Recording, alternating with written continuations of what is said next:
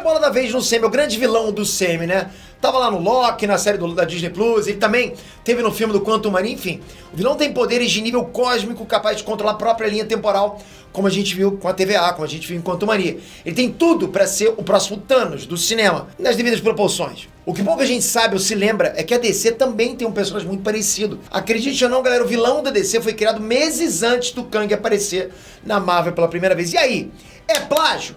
Quem que é esse cara? Ele é inimigo de quem? Bora entender tudo sobre o Kang da DC. Vamos lá.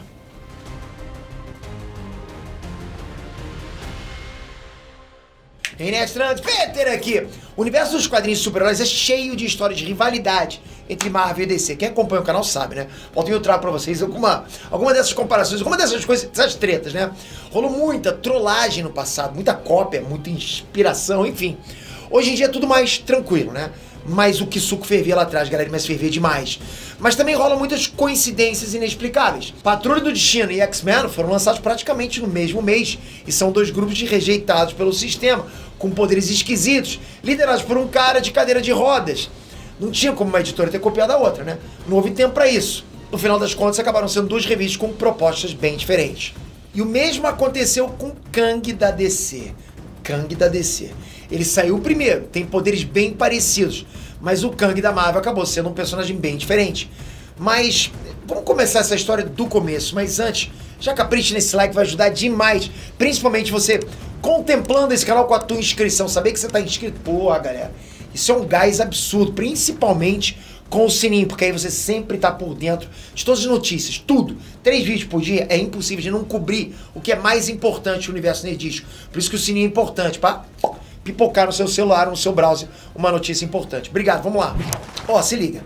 Em fevereiro de 1964, a DC apresentava nos quadrinhos o vilão Time Trapper, traduzido aqui no Brasil como Senhor do Tempo. Kang o Conquistador estrearia na Marvel em setembro de 1964. Sente só o espaço, galera, de 7 meses entre as publicações. Ah, Peito, mas o Kang já tinha aparecido antes, em 1963, como Ramatut. Essa aí tu leu na Wikipedia, né? Fala sério. Sim, Ramatut é mais antigo do que o Time Trapper, mas o conceito de um vilão que viaja por diferentes eras, que controla, né, tranquilamente o fluxo temporal, só surgiu mesmo na Marvel com o Kang. Kang é um retcon do Ramatut. Entenda isso, ok? Quando o Ramatut surgiu, não era o Kang, né? Vamos ser honestos. Enfim, apesar de tudo, eu não acho que o Kang seja um plágio. Já vou deixar isso bem claro. Ele pode até ser parecido, mas poderes e propostas são diferentes. Nem a DC cismou com isso, né? Você acha que eu vou cismar por quê? A DC, né, tá nem aí. Mesmo porque a DC também, né, tem as suas inspirações, né? Então, quem era esse tal de Time Trapper? Ele era um inimigo da Legião dos Super-Heróis, um grupo do futuro, do século 30, 1000 anos na frente da nossa linha temporal. O interessante é que a tradução brasileira não foi muito correta. Se a gente pegar e traduzir ao pé da letra, o nome do vilão seria mais ou menos Aprisionador do Tempo, né? Time Trapper, né? Porque é isso que ele começa fazendo nas histórias. Ele é de um futuro ainda mais distante. Ele vem do final dos tempos. O vilão cria uma barreira temporal que impede a Legião dos Super-Heróis de viajar para o futuro. Essa barreira é chamada de cortina de ferro temporal. E ela foi quebrada pouquíssimas vezes. É tipo, sei lá, um murão gigante ali no meio do caminho, sabe? Pra vocês sentirem o nível de poder do maluco. Além de criar essa cortina de ferro temporal, ele ainda arremessou estrelas no planeta em que a Legião dos Super-Heróis estava. Por quê? Porque o vilão queria furtar uma arma que conseguiria drenar todas as fontes de energia do universo. O objetivo do maluco é antecipar o final dos tempos, porque o fim de tudo é onde ele reina. Aí, ao longo de décadas de histórias, o Senhor do Tempo infernizou a Legião dos Super-Heróis. O vilão tem a plena certeza, depois de avaliar diversas linhas temporais, que o supergrupo sempre vai derrotar ele. Galera, o Senhor do Tempo já destruiu universos, já congelou o tempo, tudo na tentativa de erradicar a Legião e aprisionar a Legião de vez, né? Mas nunca conseguiu. Parece mesmo Kang e os Vingadores, né? Só que não. A DC conseguiu criar um conceito diferenciado para o Senhor do Tempo. O Kang, ele teve várias encarnações diferentes ao longo do tempo. Ele já foi o Rapaz de Ferro, já foi o Ramatut, já foi o Immortus, Kang, e tem várias outras versões. É meio como a gente, né? Eu não sou o mesmo Peter da minha juventude, entende? Eu tinha banda, agora eu sou empresário, eu tenho um canal no YouTube, enfim, as pessoas mudam. O Kang, ele viveu por praticamente uma eternidade. Imagina quantas mudanças o cara teve, entende? Cada uma delas é uma personalidade diferente, é quase outra pessoa. Dizem até que tem um ditado, né, que a cada 10 anos você é uma pessoa diferente. Você de agora é totalmente diferente de você de 10 anos atrás. É outra pessoa. O Senhor do Tempo não. Ele sempre foi o Senhor do Tempo. Mais do que isso, ninguém sabe a identidade verdadeira dele porque ele está sempre mudando. Como assim? Ele já foi um membro da raça dos controladores. Ele já foi a própria assistente, a Glorif.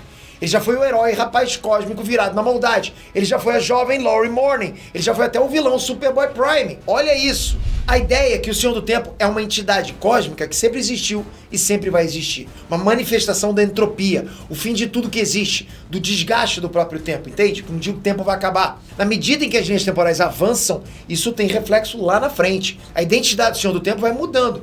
Bom, em outras palavras, não tem como destruir o Senhor do Tempo. Ele faz parte do próprio tempo. Olha só como é que o vilão já foi descrito nos quadrinhos, abre aspas. Eles o chamaram por 1000 nomes. Ele é noite, morte, apocalipse, eternidade, entropia, tempo. Para todos os que vivem, todos os que se movem, toda a esperança de que amanhã amanhecerá, ele é o inimigo. Fecha aspas. Então assim, não tem como comparar o Kang. O Kang é um humano que aprendeu a viajar no tempo e viveu por muitas eras, né? Acumulando conhecimento, tecnologia, trazendo exército do futuro para enfrentar os heróis do passado, enfim. O Senhor do Tempo é uma entidade indestrutível, que nem mesmo tem uma identidade fixa, não dá para comparar.